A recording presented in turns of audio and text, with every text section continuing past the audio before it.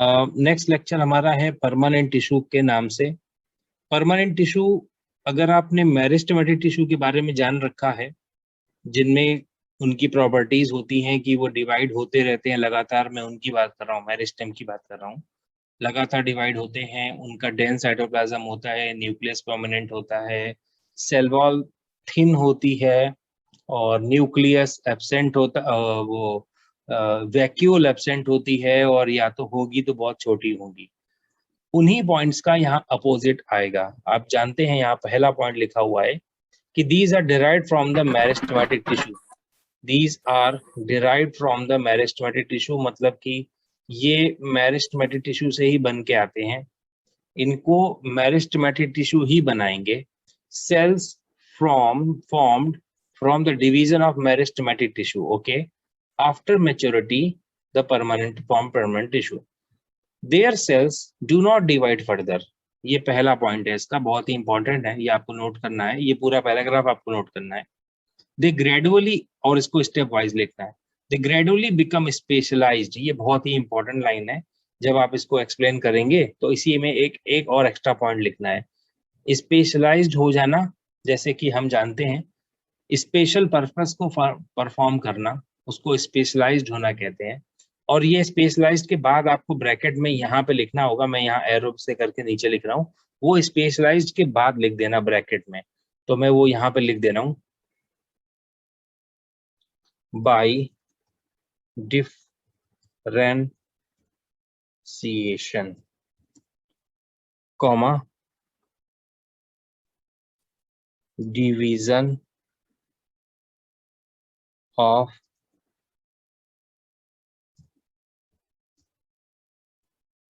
Of labour, division of labour present. देखिए इसका मतलब क्या होता है, मैं पूरा समझाऊंगा आपको। देखिए डिफरेंशिएशन का मतलब होता है कि जब कोई चीजें अलग अलग अपने अपने काम को परफॉर्म करने के लायक बन जाएं। मैंने आपको जब आपको एक्स्ट्रा या जब भी कुछ बताया है तो बताया है कि जाइगोट, जैसे आप एक कंपैरिजन करिए, जब बहुत छोटे होते हैं तो जाइगोट होते हैं, उसके बाद एम्ब्रियो बनता है। एम्ब्रियो तक तो सारी सेल्स एक जैसी रहती हैं, लेकिन एम्ब्रियो के बाद हर एक सेल अलग अलग काम करना परफॉर्म करती है। और वो अलग अलग काम करना परफॉर्म क्यों करती है? क्योंकि उसी से बॉडी डेवलपमेंट होगा, और इस प्रोसेस को बोलते हैं डिफरेंशिएशन या डिवीजन ऑफ लेबर। भाई अगर एक ही, मतलब जैसे ब्लड सेल्स हैं, नर्व सेल्स हैं, स्किन सेल्स हैं, मसल सेल्स हैं, बोन सेल्स हैं, नर्व सेल्स हैं, ये सब अलग अलग सेल्स हैं, ये अपना अलग अलग काम कर रही हैं, तो ये अलग अलग काम करने को ही डिवीजन ऑफ लेबर कहते हैं। और वो ऐसा क्यों कर पा रही हैं? क्योंकि उनको डिफरेंशिएट कर दिया गया है। पहले वो एक जैसी सेल्स थी, पर पहले बनेंगी उनकी एक एक सेल्स बनेंगी, फिर उसके बाद वो अपने अपने डिवीजन करना चालू करके अपना अपना काउंट बढ़ाना स्टार्ट कर देंगी। तो इसको बोलते हैं डिवीजन ऑफ लेबर या डिफरेंशिएशन कहेंगे। आई होप ये आपको क्लियर हो गया होगा। ओके, तो जहां जो मैंने बताया कि स्पेशलाइज्ड हो जाना यानी डिफरेंशिएट हो जाना, उसके बाद क्या होता है? They have a definite shape and may be living और डेड। ये बहुत ही इंपॉर्टेंट पार्ट है। परमानेंट टिश्यू जब हम पढ़ेंगे तो इसके अंदर कुछ सेल्स डेड होती हैं। मैं ये नहीं कह रहा हूँ सारी सेल्स डेड होती हैं, कुछ सेल्स डेड होती हैं, जैसे स्क्लेरेन्काइमा डेड होती है, जाइलम का कुछ पार्ट डेड होता है, फ्लोएम का कुछ पार्ट डेड होता है, लेकिन और बाकी पार्ट लिविंग भी होते हैं। पर लेकिन ये बात है कि कुछ सेल्स डेड ही रहती है। जैसे हमारी बॉडी में भी देखा जाए, स्किन में, मतलब स्किन डेड है, स्किन की बहुत सारी सेल्स डेड हैं, नेल्स डेड हैं, आगे के हेयर डेड हैं, बहुत सारी चीजें इस तरीके से देखा जाए तो। जैसे आरबीसी, मैच्योर आरबीसी के पास में कुछ भी नहीं होता है, याद रखना। ये आपको मैं आगे पढ़ाऊंगा जब आपका ब्लड नाम का टॉपिक आएगा। एनिमल टिश्यू बहुत ही इंटरेस्टिंग चैप्टर है, बहुत ही बढ़िया इंटरेस्टिंग चैप्टर, जो आपके 10th में भी काम में आएगा। वो चैप्टर बहुत, ये पूरा चैप्टर 10th में काम में आएगा आपको। इसके बाद जो है थिन और थिक वॉल्ड। यहाँ शुरुआत के जो टिश्यूज होंगे, जैसे पैरेन्काइमा होगा, इसकी थिन सेल वॉल होगी, लेकिन आप आगे आगे जैसे जैसे बढ़ेंगे ना, आपको थिक सेल वॉल मिलती जाएगी, क्योंकि इसका रीजन आप जानते हैं, क्योंकि वो डिवाइड नहीं होते। The cytoplasm is vacuolated, vacuolated मतलब उसमें वैक्यूल पाई जाएगी। Permanent tissue are of two type, उनको कहते हैं एक सिंपल परमानेंट टिश्यू और एक बोलते हैं कॉम्प्लेक्स परमानेंट टिश्यू। अब यहाँ से मेन टॉपिक अपना स्टार्ट होता है कि चलो हमने ये तो बता दिया परमानेंट टिश्यू क्या होते हैं, अब इनके बारे में थोड़ा थोड़ा बताता हूँ आपको मैं। जो सिंपल परमानेंट टिश्यू है, इन्हें सिंपल क्यों कहा जाता है? क्योंकि ये बने होते हैं एक प्रकार की सेल से, यानी made up of one type of cell, यानी ये केवल और केवल एक ही प्रकार के सेल से बने होते हैं। जैसे कि अगर मैं बात कहूंगा कि यहाँ पे आपको जो कॉलन काइमा दिख रहा है, पैरेंट काइमा दिख रहा है, इस पूरे पैरेंट काइमा में एक ही प्रकार की सेल होगी। जैसे जैसे कि एक लड्डू है, ये एक मोती चूर या बूंदी का लड्डू दिख रहा है आपको, आप इसे कहीं से भी देखिएगा, आगे पीछे ऊपर नीचे हर एक प्रकार से ये एक ही प्रकार की सेल, एक ही प्रकार का दाना दिखाई देगा, इसमें सब कुछ एक जैसा होगा। आप इसे कहीं से भी खाइए, ऊपर से खाइए, तोड़ के खाइए, अंदर वाला हिस्सा खाइए, सब जगह का एक ही टेस्ट आने वाला है। तो ये हो गया पैरेंट काइमा। इसी प्रकार से इन तीनों में यही खास बात होती है कि इन तीनों में एक ही प्रकार के सेल्स का उपयोग होता है। लेकिन जब हम कॉम्प्लेक्स की बात करते हैं तो कॉम्प्लेक्स में थोड़ी चीजें बदल जाती हैं। कॉम्प्लेक्स में जो कॉम्प्लेक्स टिश्यू हैं उनमें एक प्रकार की सेल्स नहीं होती। अब मान लो जाइलम है, इस जाइलम में 4 प्रकार की सेल्स होंगी, 1 2 3 4, ये एलिमेंट होते हैं जाइलम के। ऐसे फ्लोएम में भी 4 एलिमेंट होते हैं, वो मैं आपको आगे बताऊंगा। 4 एलिमेंट मिलेंगे तब जाके एक टिश्यू बनेगा, ये वाला। लेकिन इसका यहाँ पर पैरेंट काइमा में सेल्स ही हैं, उसमें कोई एलिमेंट नहीं है, याद रखिएगा। जाइलम के एलिमेंट और फ्लोएम के एलिमेंट, जैसे जाइलम के बारे में मैं आपको आगे बताने वाला हूँ। तो यहाँ तक तो आपको मैंने made up of single and double ये सब मैंने आपको बताया, तो आई होप आपको ये समझ में आया होगा। देखिए बहुत ही अच्छा क्वेश्चन पूछा एक बच्चे ने कि why only one type of cell is there, क्यों एक ही प्रकार की सेल क्यों होती है सिंपल पैरेंकाइमा में। तो मैं इसका आंसर ऐसे दूंगा कि आपके घर में कुछ चीजें हैं जो बहुत सिंपल होंगी और कुछ चीजें हैं जो बहुत कॉम्प्लेक्स टाइप की होंगी। जैसे सिंपल देखा जाए तो मान लीजिए कोई लकड़ी का फर्नीचर है, तो वो लकड़ी का फर्नीचर एकदम एक ही प्रकार की लकड़ी से पूरा बना हुआ है। अब अगर हम उसमें कॉम्प्लेक्सिटी ढूंढें या हम कोई दूसरा स्ट्रक्चर, जैसे टेलीविजन है आपका, तो टेलीविजन एक प्रकार का जाइलम या फ्लोएम हो गया। क्यों? क्योंकि वो बहुत सारे एलिमेंट से मिलके बना हुआ है, तब वो एक काम कर पा रहा है। यानी हम जो टीवी देख रहे हैं ना, वो एक ही काम है, टीवी देखना, टीवी चलना एक काम होता है। लेकिन उसको चला पाना, ये बड़ा बड़ा उसके पीछे बहुत सारे छोटे छोटे मशीन काम में आएंगी। पैरेंट काइमा, अब जैसे मैं लकड़ी का फर्नीचर कंपेयर कर रहा हूँ, तो वो पूरी लकड़ी है, उसमें कोई दूसरी टेक्निकल मशीन तो है नहीं उसके अंदर, पर वो अपना काम तो कर पा रही है, सर्विंग तो कर पा रही है जिस काम के लिए वो लाई गई है। उसके पीछे कोई दूसरे टेक्निकल इश्यूज नहीं है। तो इस तरीके से जो ये बात है, सिंपल और परमानेंट कॉम्प्लेक्स दोनों परमानेंट हैं, दोनों ही डिवाइड नहीं होते, दोनों ही उन सभी चीजों में अपोजिट हैं जो मेरिस्टेम थे। तो मेरिस्टेम और परमानेंट के बारे में मैंने बहुत अच्छे तरीके से आपको अभी बताया। परमानेंट के बारे में मैं और आगे बताऊंगा आपको। चलिए स्टार्ट करते हैं। पहला टिश्यू है परमानेंट का, फर्स्ट टिश्यू है जिसको कहते हैं पैरेन्काइमा। पहला टिश्यू है पैरेन्काइमा, मतलब जैसे कि ये पैरा मतलब पीछे और इन काइमा मतलब फिलिंग। आपके घर में जब कोई सामान, कांच का सामान आता है, तो आप उसे थर्माकोल के उसमें, या जो वो आता है बबल रैप आता है एक, जिसमें वो प्लास्टिक के बबल्स बने होते हैं, उसमें आप उसको लपेट के लाते हैं, कहीं वो कांच का सामान टूट ना जाए। उसी तरीके से प्लांट के अंदर भी बहुत सारे ऐसी जगह होती हैं जहां पे आपको इस तरीके का अरेंजमेंट देखने को मिलेगा सेल्स का। ऐसा अरेंजमेंट जैसा मैं दिखा रहा हूँ यहाँ पे, कि उन सेल्स में आपको यहाँ पे ऐसे ऐसे गोल गोल सर्कल दिखाई देंगे आपको, ऐसे ये सेल्स हैं। इनके बीच में यहाँ पे आपको इंटरसेलुलर स्पेस दिखाई दे रहा है, नहीं खाली खाली जगह होगी। तो कहा जाए कि ये ऐसी सेल्स हैं जो स्पॉन्जी सेल्स हैं। यानी कैसी सेल्स दिख रही हैं? स्पॉन्जी, यानी इनके बीच में खाली खाली जगह है, तो ये स्पॉन्जी सेल दिख रही हैं आपको। ठीक, बहुत बढ़िया। अब स्पॉन्जी सेल तो दिख रही हैं, पर अब ये भी पता चल जाए, मैंने स्ट्रक्चर बता दिया, अब इनके बारे में ये पता चल जाए कि ये होती कहाँ पे। तो ये वहां पाई जाएंगी जो भी सॉफ्ट पार्ट होगा प्लांट का। Parenchyma generally found in all plant, सभी में होता है। दिस सेल्स आर लिविंग, इसकी जो सेल्स हैं वो लिविंग होंगी, एकदम आसान बात समझ में आ रही है आपको। इसकी सेल वॉल थिन होगी, इसमें सेल वॉल थिक नहीं होगी।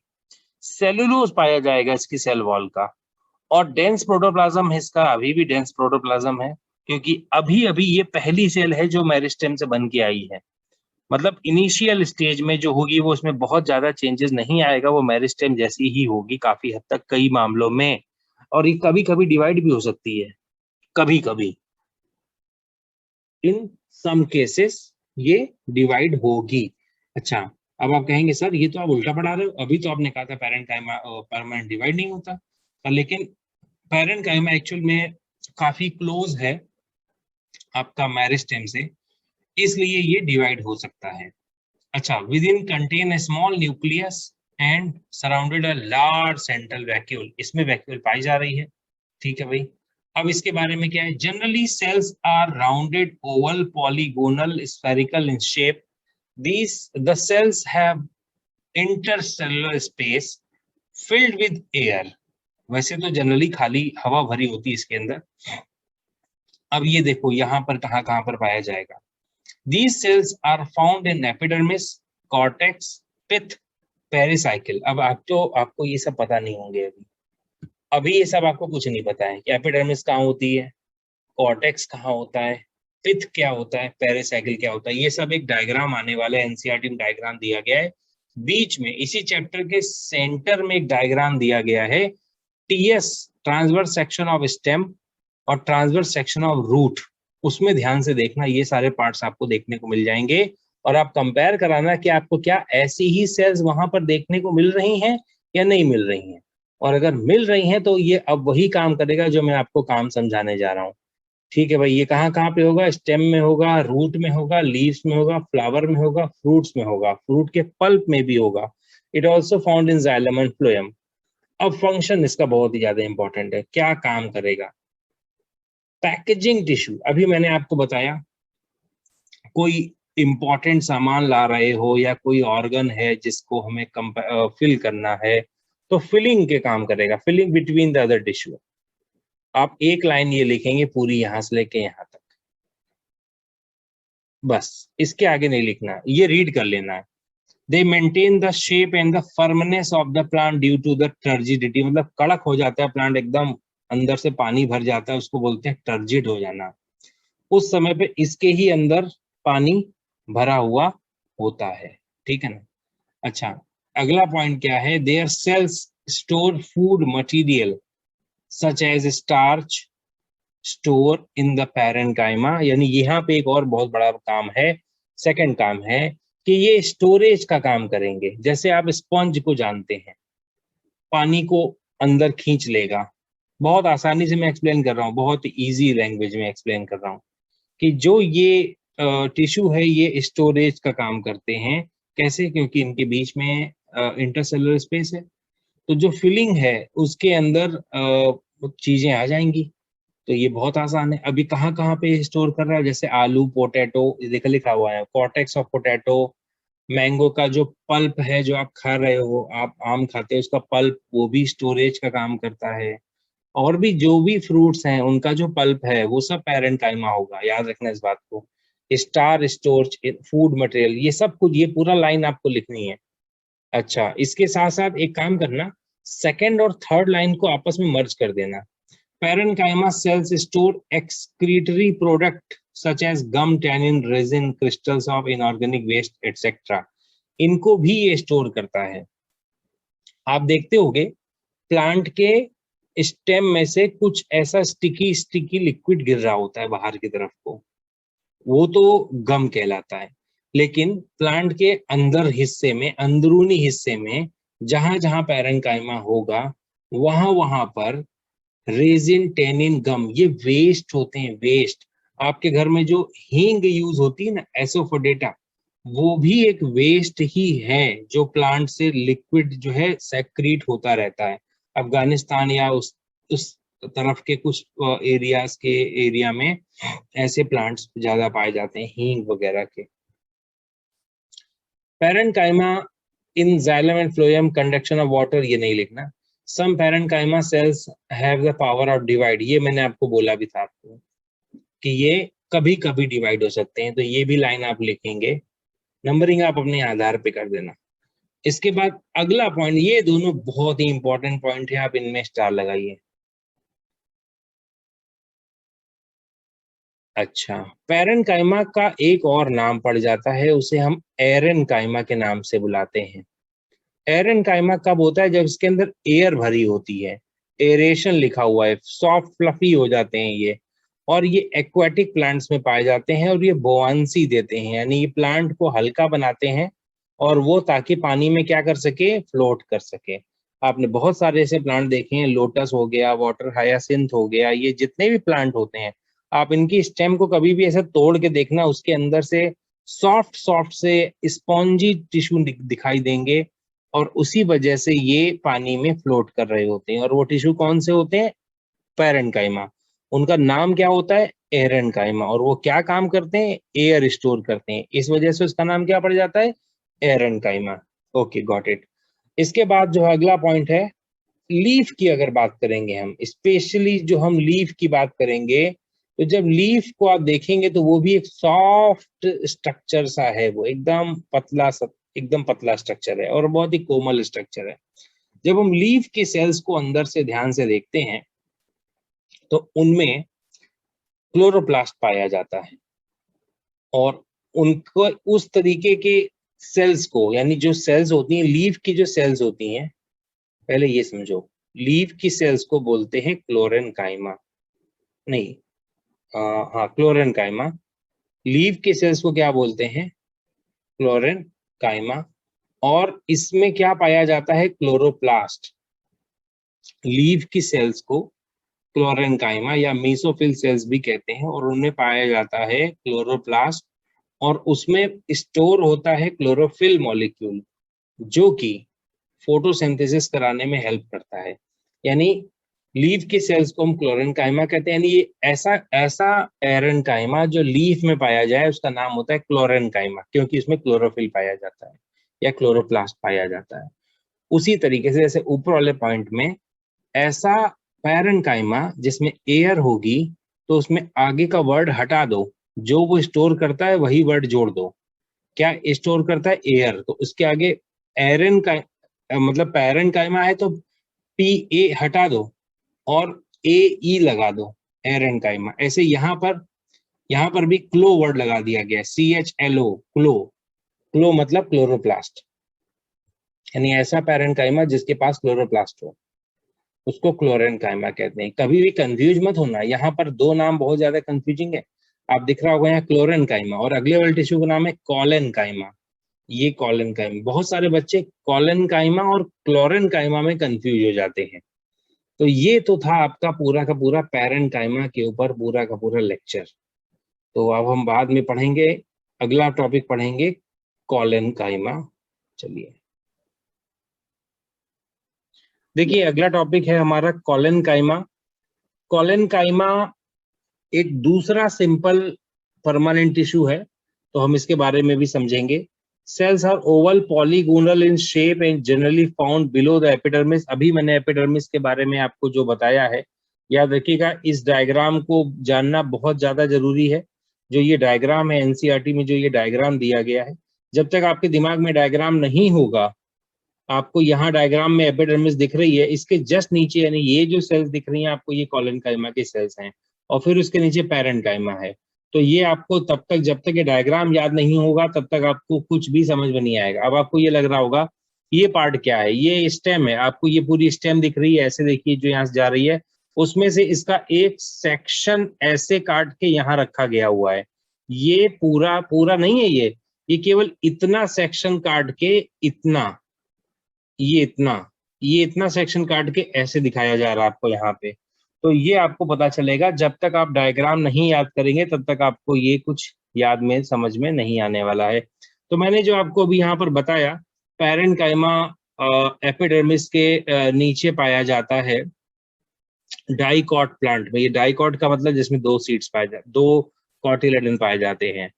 स्टेम एंड पेटियोल के लीफ स्टॉक में, यानी जहां से ये मान लीजिए ये मेन स्टेम है और उसमें लीफ यहां से कनेक्टेड है, ये लीफ है, ये स्टेम मान लीजिए, तो इस जगह को हम लोग पेटियोल के नाम से बुलाएंगे या लीफ स्टॉक बोल सकते हैं।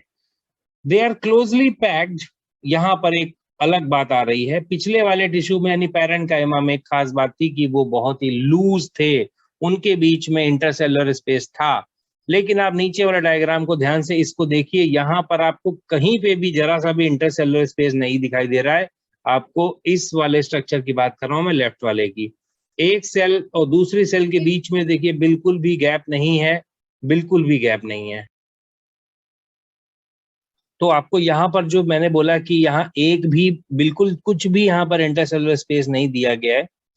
अच्छा, एक खास बात यहाँ पर और भी है, आपको यहाँ पे दिखेगा कि जब सेल्स के बीच में स्पेस नहीं है, तो जैसे सपोज दैट एक ये सेल है और इसके ऊपर सेल वॉल होगी, जो यहाँ पे आपको हेक्सागोनल शेप की ऐसे सेल वॉल दिखाई जा रही है।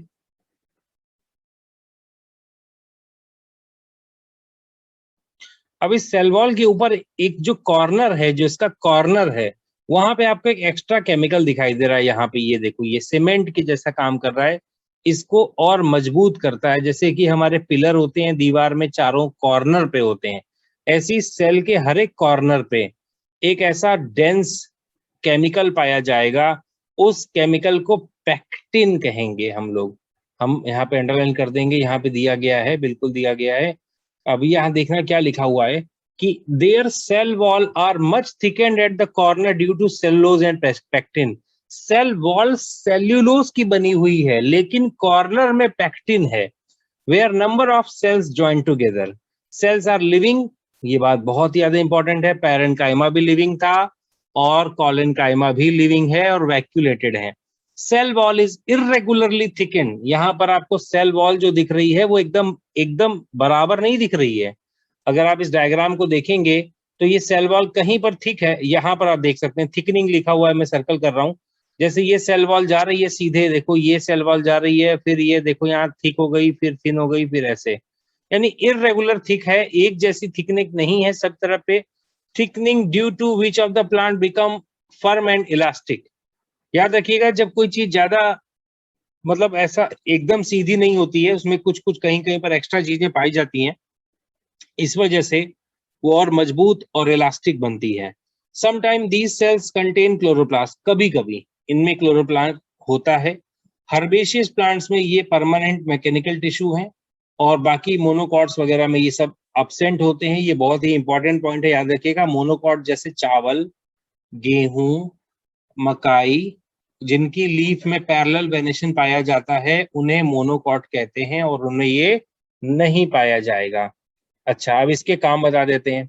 फ्लेक्सिबल है नेचर में, provide tensile strength. Tensile strength मतलब क्या होता है, जैसे फ्लेक्सिबिलिटी देना है। लीफ जैसे अटैच होती है स्टेम से और वो ब्रेक नहीं होती है, आंधी चलने पे या बारिश होने पे वो लीफ गिरती नहीं है, क्योंकि वो स्टेम से बहुत कस के जुड़ी हुई है। और ये मैरिस्ट, ये वाला टिश्यू कॉलिनकाइमा मजबूती दे रहा है, क्योंकि ये खुद जैसे हमारे घरों में क्या होता है, सीमेंट लगाते हैं हम लोग दीवार के ऊपर। सीमेंट क्या करता है, उसको चिपका देता है दीवार को। अगर कोई केवल ब्रिक की दीवार बनाएगा और उस पर धक्का मारेगा तो हो सकता है कि वो टूट जाए, लेकिन अगर उसका सीमेंट का प्लास्टर कर दिया जाए उसके ऊपर तो वो नहीं टूटेगी। उसी तरीके से ये उसको टेंसाइल स्ट्रेंथ देता है। It provide mechanical support to the leaf where it occurs, ये तो बात बता दिया मैंने। और साथ ही साथ वेस्कुलर बंडल जाइलम फ्लोएम के भी इधर उधर होता है, ताकि उसको ये बंद कर सके चारों तरफ से, आइसोलेट पैच बना सके उसका। आप चाहो तो आप ये बात लिखो, वरना मत लिखो। आप लिख सकते हो इतना कि मैकेनिकल सपोर्ट देता है। और आप ये बात जरूर लिखना, लिविंग मैकेनिकल टिश्यू है। ये शायद आगे दिया हो या ना दिया हो, पर आप लोग इस बात को कॉलिनकाइमा के ब्रैकेट में यहाँ पर लिख लीजिए, लिविंग मैकेनिकल टिश्यू। आप लोग सबसे ऊपर अपने ही मॉड्यूल में लिख देंगे, लिविंग मैकेनिकल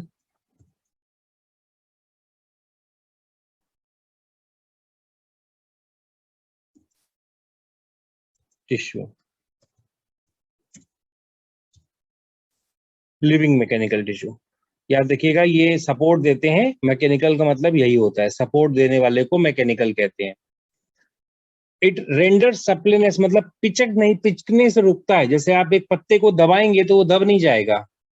सप्लीनेस मतलब दब जाना। आप किसी आम को या ऐसे कोई फ्रूट होता है उसको दबाइए, नहीं दबेगा वो। क्यों? कॉलन कायमा की वजह से। याद रखना इस बात को। कच्चे फल वल जो होते हैं मजबूत होते हैं कॉलन कायमा की वजह से।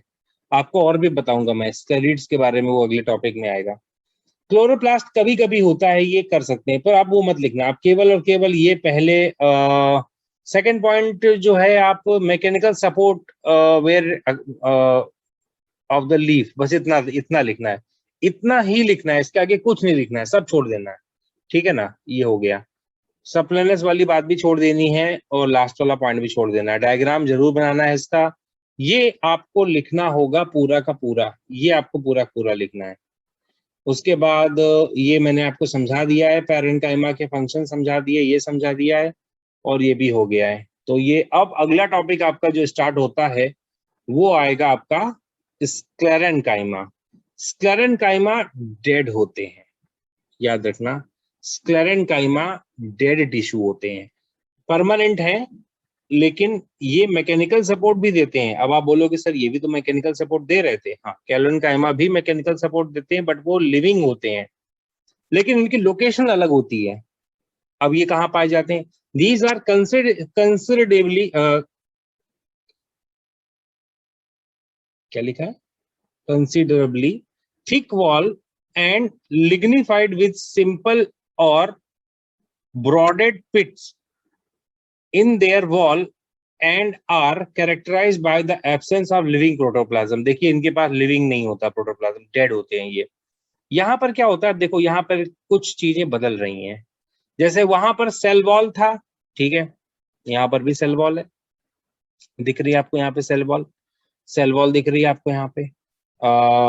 सेल वॉल में दो चीजें दिख रही हैं, primary cell wall, middle lamella और सेकेंडरी सेल वॉल। तीन चीजें आपको यहाँ पे दिख रही हैं। आपको बीच में ल्यूमेन दिख रहा है, पिट दिख रहा है आपको, छोटे छोटे से यहाँ पे खड्डे दिख रहे होंगे।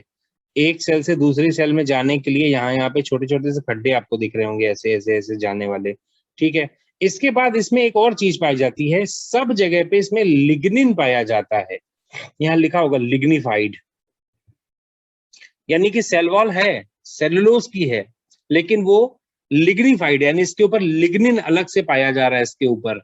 और इसके बाद ब्रॉडेड पिट, पिट मतलब छोटे छोटे छोटे छोटे से ये पिट्स आपको दिख रहे हैं यहाँ पे। आपको डायग्राम में यहाँ पे छोटे छोटे से खड्डे दिख रहे होंगे, इसको पिट्स कहेंगे। याद देखिएगा इस बात को, they are called as pits. Okay okay, तो ये हो गया है ना।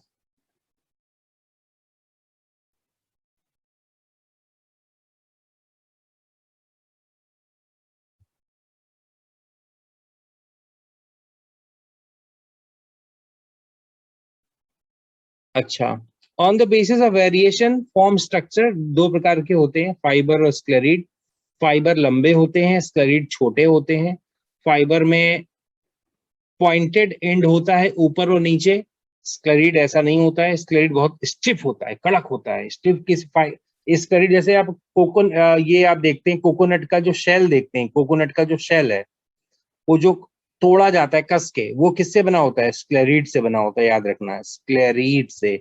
और कोकोनट का जो हस्क है, बाहर का जो जाल होता है जिसमें जो फाइबर जैसे निकलते हैं, वो पाया जाता है फाइबर से। जैसे आप आम खाते हैं, आम में जो रेशे निकलते हैं वो क्या होता है? फाइबर। आम के अंदर जो गुठली होती है, जो टाइट होती है, वो किसकी होगी? स्क्लेरिड की, इसके बाजू वाले की होगी। तो ये आपको पता चल गया। अब इन दोनों में छोटा सा डिफरेंस भी दिया होगा। फाइबर और स्क्लेरिड ये लिख दिया यहाँ पे। Fibre they exist a long narrow and pointed cells, they occur in group और sheet as they cylindrical in various parts of the plant body around the vascular tissue. They may be developed below the epidermis as a cylindrical support tissue in some older stem. याद रखिए, अभी मैंने आपको epidermis का diagram दिखाया। Epidermis वही याद करिए जो आपको मैंने स्टेम के ऊपर जो पार्ट दिखाया था अभी कुछ देर पहले।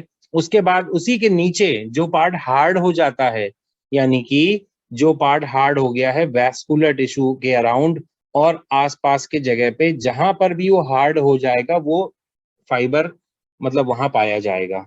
तो क्यों क्यों पाया जाएगा फाइबर? क्योंकि वो फ्लेक्सिबल बनाएगा उसको। आप जैसे सरागवो को काटते हैं तो आप देखना उसमें रेशे निकलते हैं, या आप गवार जो फली आती है उसको छीलते हैं तो साइड में एक धागा जैसा निकलता है, वही फाइबर है।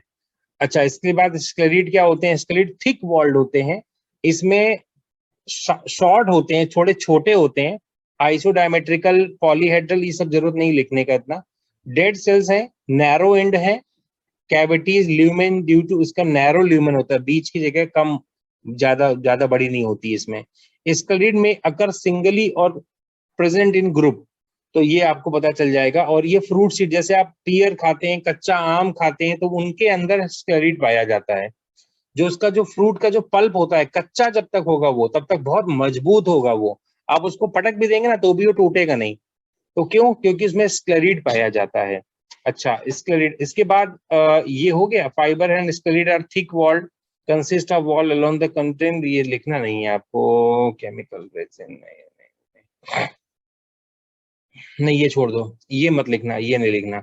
फाइबर और ये इसके अंदर से भी कुछ पॉइंट्स नहीं लिखने, they exist in narrow and pointed in, occur in group और सिंगली, ठीक लिखा है। Cylindrical point around vascular tissue, ठीक है, ज्यादा नहीं है, आप लिख सकते हैं स्क्लेरिड और फाइबर के। फंक्शन लिख दीजिएगा, protection plant from the stress, मतलब जैसे आप देखते हैं कि बहुत ज्यादा प्लांट आंधी में झुक जाता है, तो क्या वो टूट जाएगा? नहीं टूटेगा, क्योंकि इसमें फाइबर पाए जाते हैं।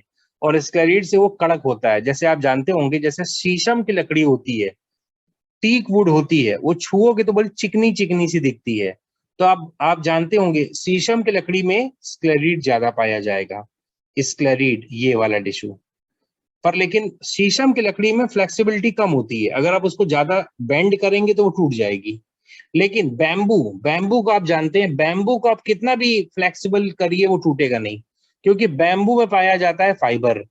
आप बैम्बू को कभी देखना, छील के देखना, शुगर केन देख लो आप, उसके अंदर बहुत सारे रेशे निकलते हैं, वो भी बहुत फ्लेक्सिबल होता है। लेकिन अगर वो सूख जाए तो ज्यादा फ्लेक्सिबल होगा, पर वो अगर कच्चा है तो कम फ्लेक्सिबल होगा। उसी तरीके से जो कॉयर होता है, रस्सी वगैरह बनाई जाती है, वो फाइबर की ही बनाई जाती है।